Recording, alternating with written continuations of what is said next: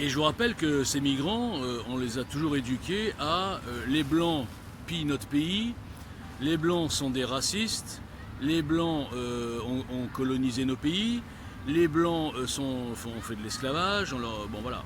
Donc ils arrivent déjà avec un a priori, il faut dire la vérité. Et quand ils trouvent ici beaucoup, une très grande communauté qui ont les mêmes codes qu'eux, qui sont ou étrangers ou binationaux, hein.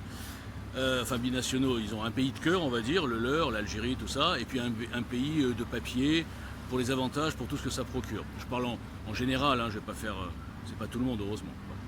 Donc qu'est-ce qu'ils se disent?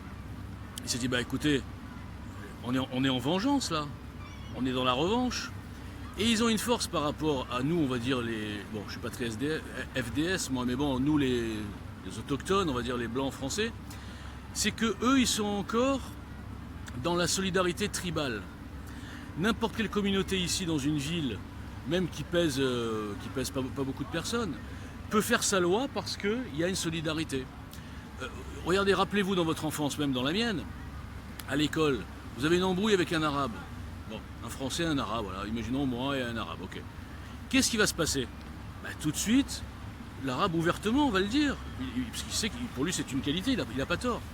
Il va dire tu vas voir, machin, et il revient avec ses frères à la sortie. Alors c'est un détail pour vous, mais c'est très symbolique d'une civilisation qui est en train d'en bouffer une autre.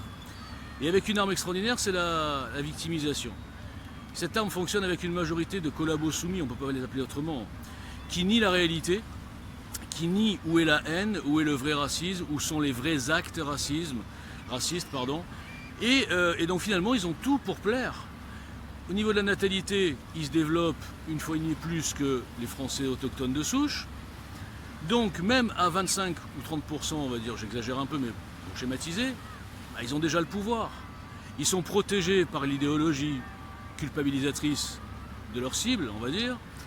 Et leurs cibles ne se rendent pas encore compte qu'il va falloir à un moment donné, nous aussi, je suis désolé, raisonner et agir en tribu, revenir à la base. Voilà, donc tout ça pour vous dire, et je reviens sur l'histoire du début, pourquoi beaucoup de jeunes filles, de femmes, on va dire françaises, blanches, etc., sont attirées par les Arabes, par les Noirs? C'est pas spécialement physique, c'est psychologique.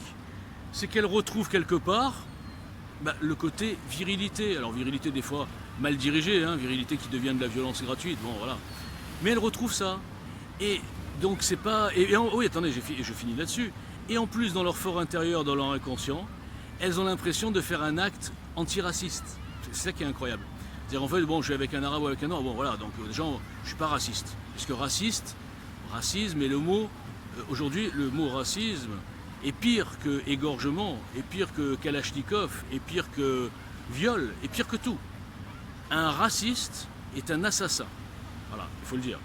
Même si son racisme à lui, c'est de dire, bon écoutez les gars, moi j'ai rien contre les Arabes, j'ai rien contre les Noirs, j'ai rien spécialement contre l'islam, qui croit à ce qu'il veut, ça m'est égal, mais qu'on vienne pas me l'imposer chez moi, qu'on vienne pas m'imposer leur code chez moi, qu'on vienne pas me menacer si je me balade en jupe, etc. Donc le mec, il est pas raciste, il est juste normal, quoi. Il dit, bon les gars, chacun chez soi, ou alors si vous venez chez moi, vous vous adaptez. Voilà.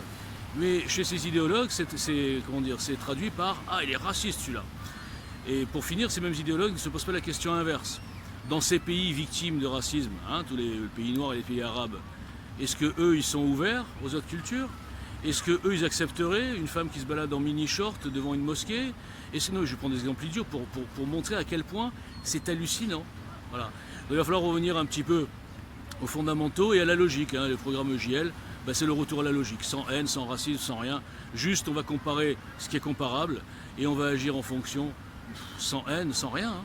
On va juste agir en fonction de ça, avec de la logique froide. Voilà, merci beaucoup, bonnes vacances.